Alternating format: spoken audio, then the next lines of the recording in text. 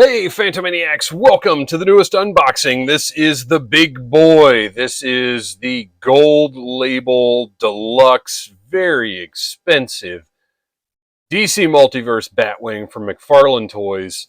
Uh, I'm a big sucker for Batman vehicles, especially Batman or vehicles based on Batman 1989. This is not the 1989 Batwing. This is the Flash Batwing. Very well, not potentially very different, but potentially different. I think it's worth noting there will be, I mean, obviously because it's a toy, there'll be some differences, but just design differences between the two movies. I am not expecting a 1989 Batwing, which is why I don't have my normal resource, the Batman movie magazine, with me, because that's not what this is. This is a modern tribute to that, maybe. So after reviewing the Batmobile, my expectations for this are both raised and lowered because the Batmobile is totally worth the price tag uh, as far as the design, but execution wise, that gray canopy is just as bad as you've been seeing online. I was, you know me, I'm always positive outlook guy, ready to hope for the best and make the most of a not great situation. But the gray canopy on the Batmobile is so bad, I'm really considering returning it.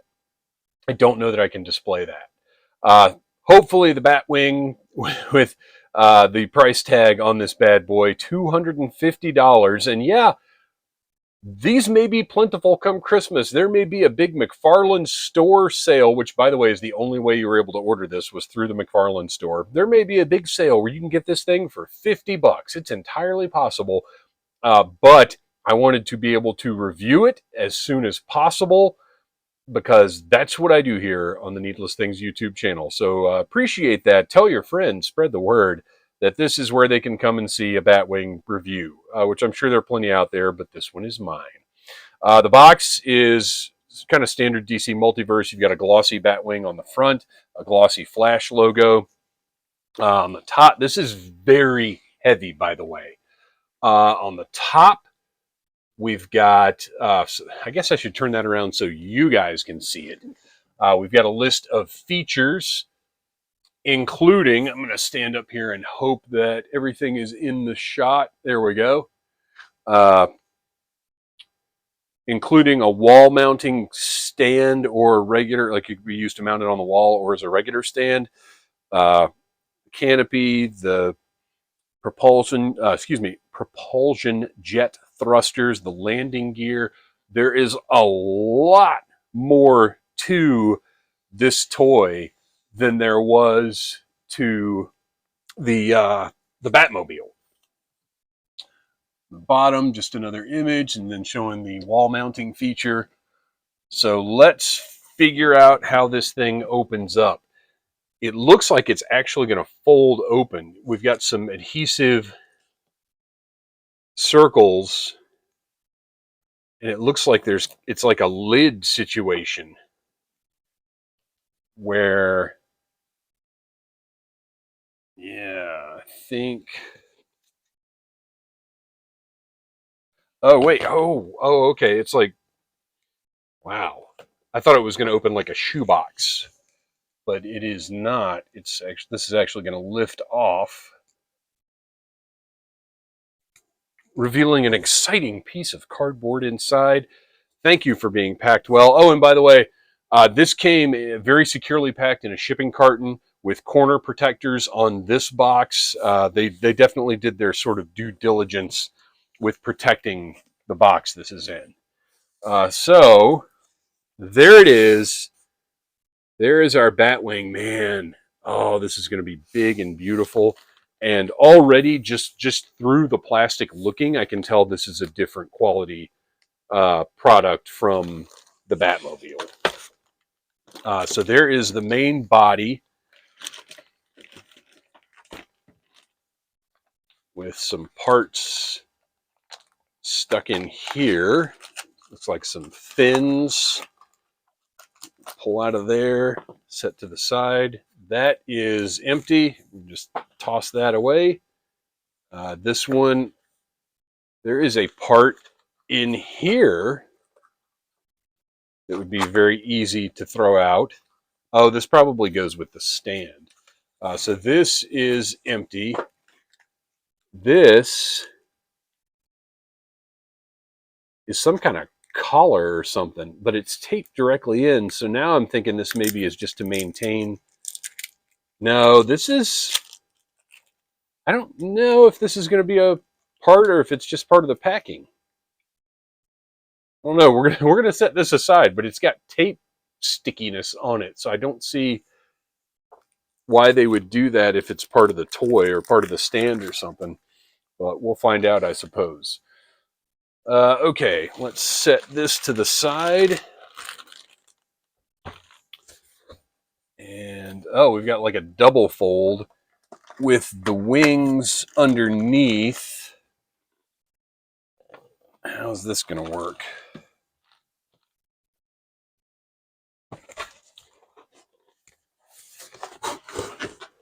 All right. I'm just trying not to knock the camera over at this point.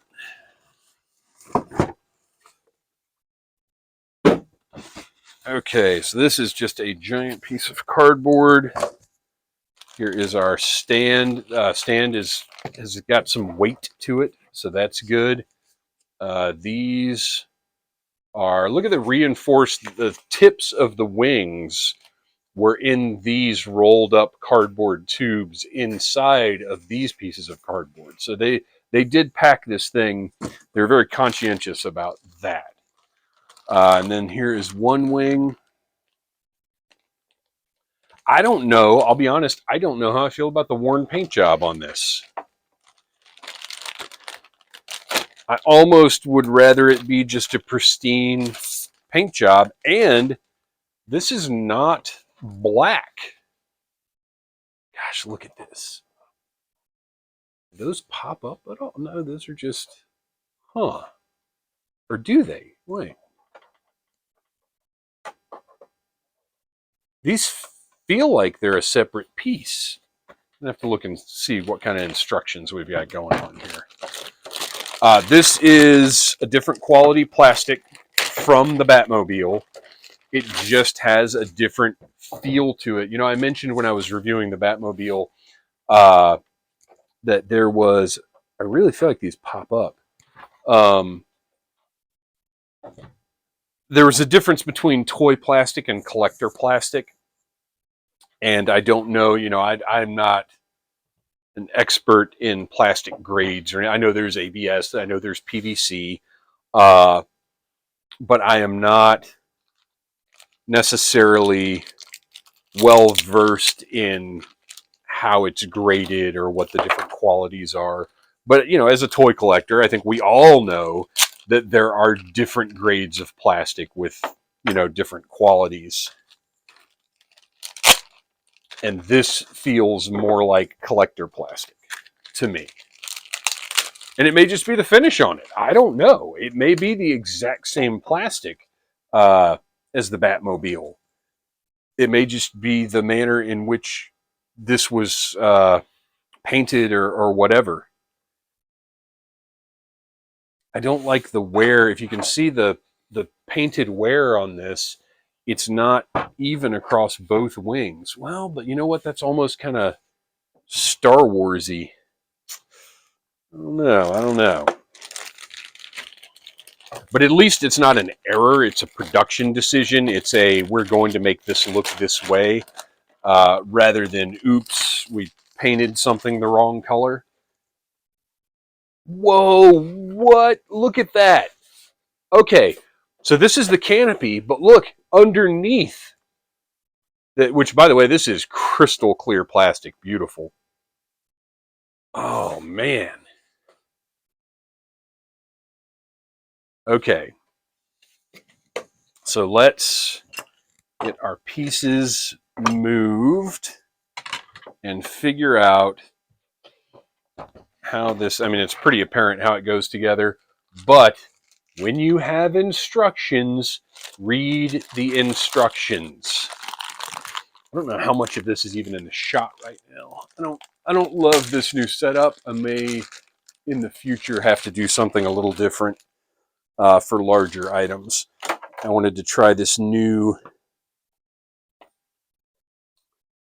Now where?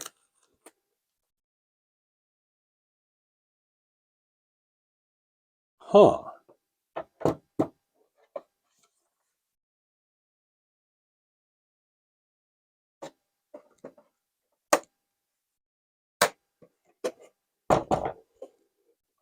Gosh, that is just gorgeous. Okay. Instructions.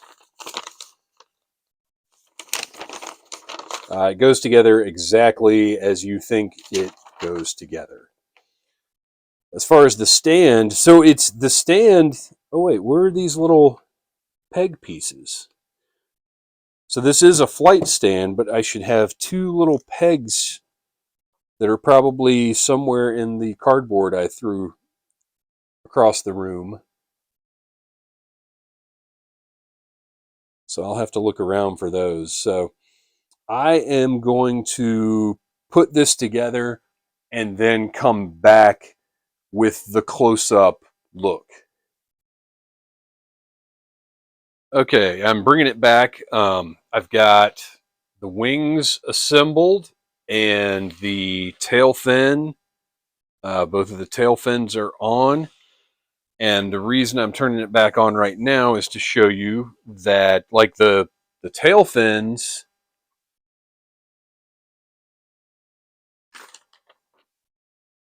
so there are right and left tail fins.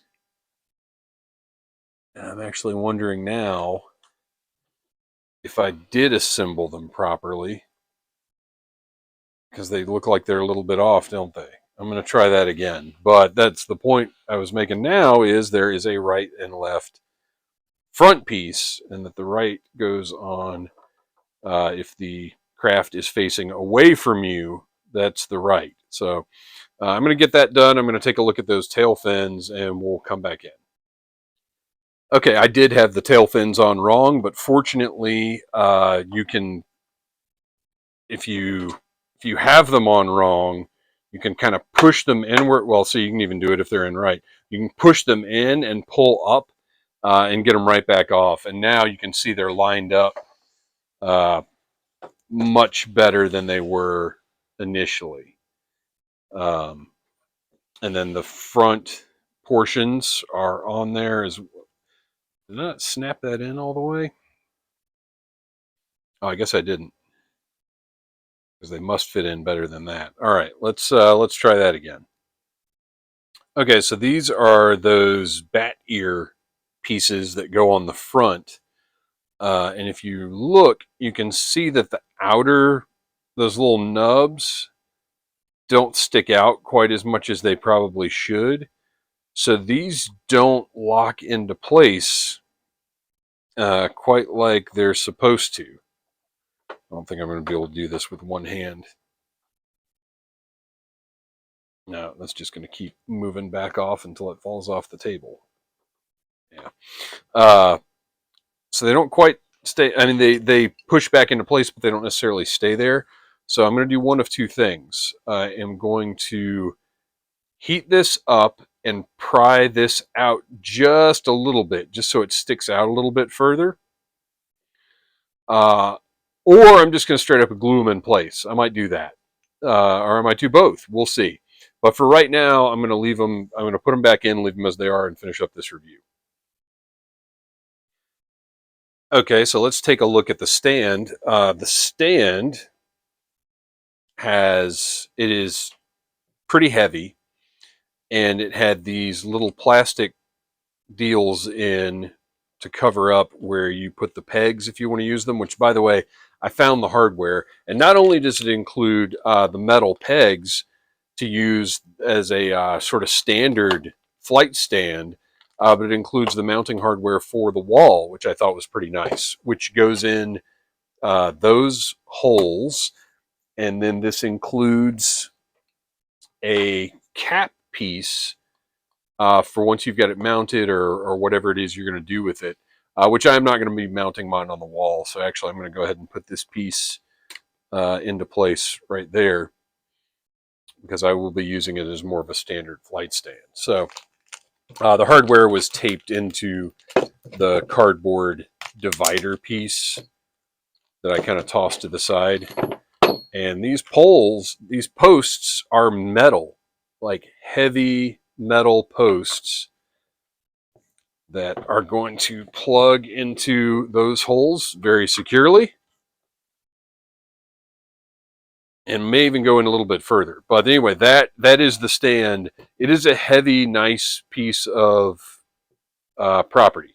Did a nice job with that. I'm curious to see how the Batwing looks on it. Okay, let's take a closer look at this. These are just baffling me because aren't these the guns? But they don't work. Like, I'm not saying they should fire, but like they're firing directly into the. They don't rise up or anything, although this is a separate piece.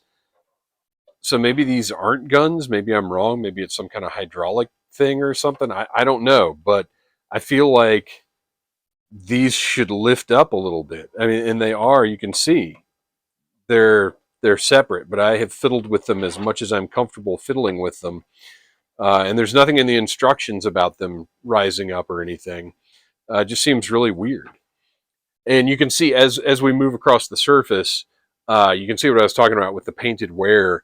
Like it looks great, but I just don't know if I'd prefer it. And also, the Batwing is not black; it is like a gunmetal color, which is perhaps accurate. Honestly, might even be accurate to 1989. And the paint looks fantastic. All right, we do have here the machine guns on the front on either side. The cockpit, again, just that gorgeous crystal clear plastic, and it is spring loaded, so it pops right open. And you can see inside. Look at. Make sure I'm not sitting here rubbing. Look at how awesome that is. Look at all the instruments and the panels and everything. That detail is just absolutely incredible. Let's get another angle here. Okay, so we see here. Here's another. I'm kind of inclined to think those are just exposed like pistons or something, and that the they're not guns like I thought they were. I mean, I guess those would be the machine guns, and that's just some kind of like part of the mechanics of the vehicle. This hatch right here is nothing.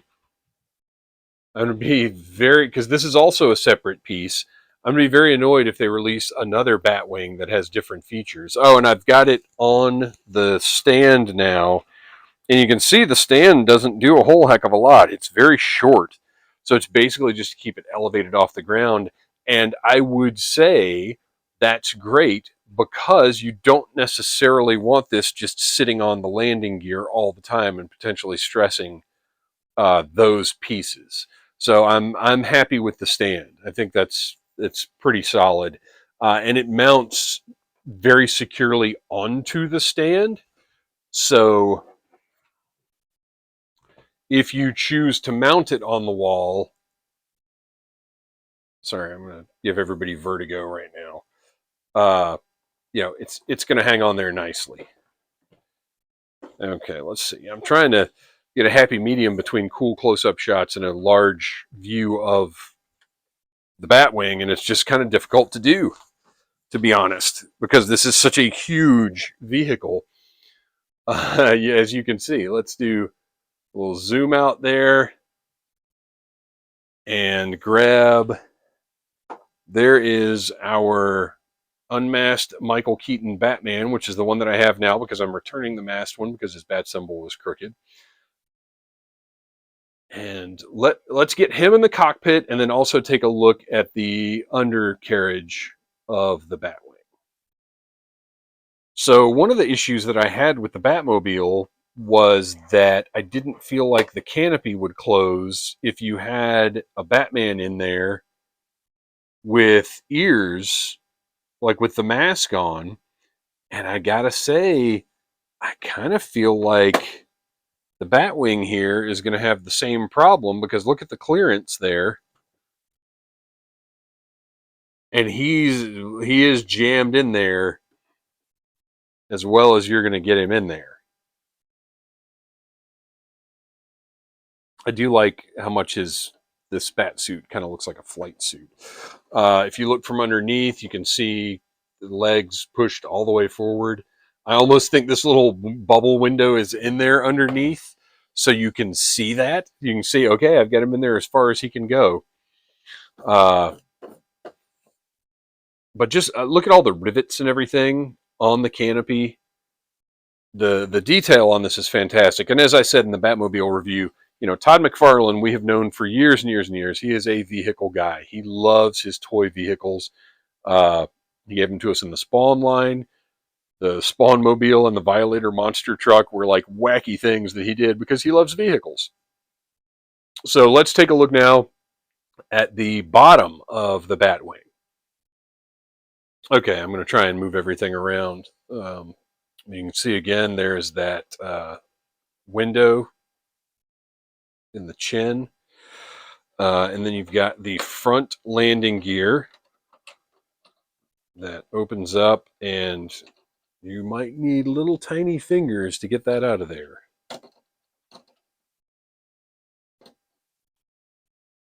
Holy cow. All right, let me...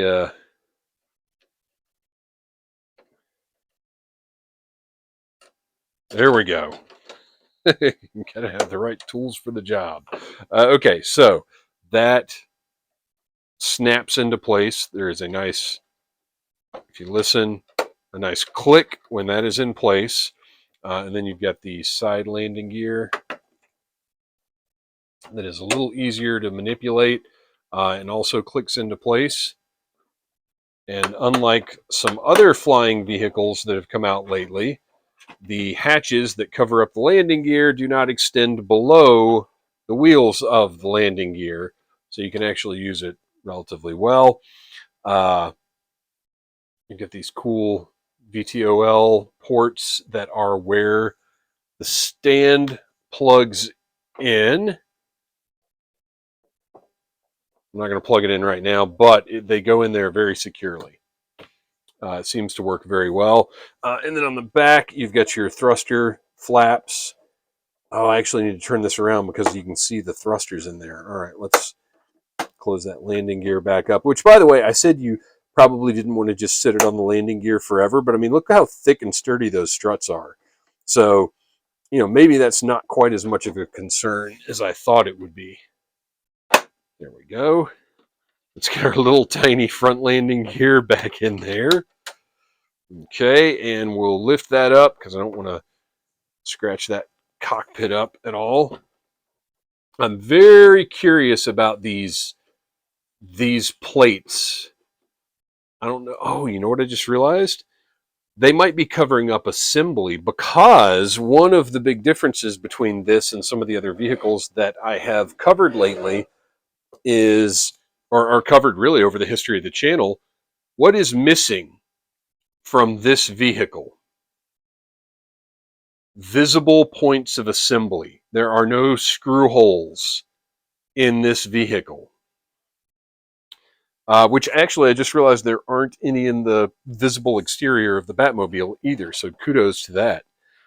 So there are the thrusters. Pretty cool. And you've got the same kind of paint wear on the bottom, which again is, you know, just kind of a mark of the fact that this is a collector item. They didn't just leave the bottom unpainted. All right.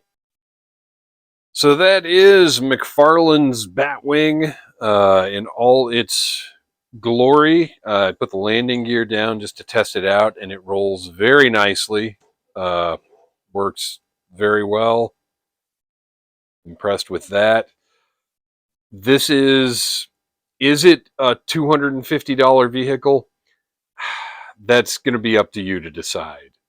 I am delighted that I own it. I'm very happy with it. I don't know how I'm going to get a Batman in the cockpit, maybe I'll have to do a follow-up video once I've got a Batman with ears again. Uh, but for the time being, well, you know what? You know what will fit in there? The Mezco Batman. Not that I want to stick that in the vehicle, but it would fit. Um, but this is a beautiful piece with a lot of good engineering, a lot of cool toy work, and the bottom line is it's a unique item that we may never get anything quite like this again. And if you're a fan of that 1989 Batman movie, then even though this is not that Batwing, this is probably as close to it as you're going to get in toy form anytime soon. Having said that, McFarlane is probably going to mark this down to $50 and then make a 1989 version that's like glossy jet black and has the other guns or whatever this is that I think are guns but clearly aren't. And then I'll have to review that one too. So anyway, thanks for watching, you guys. Please like, subscribe, share, tell your friends about needless things, and as always, I am the Batman. Out of focus, Batman. Oh. Smash that like button if you like needless things.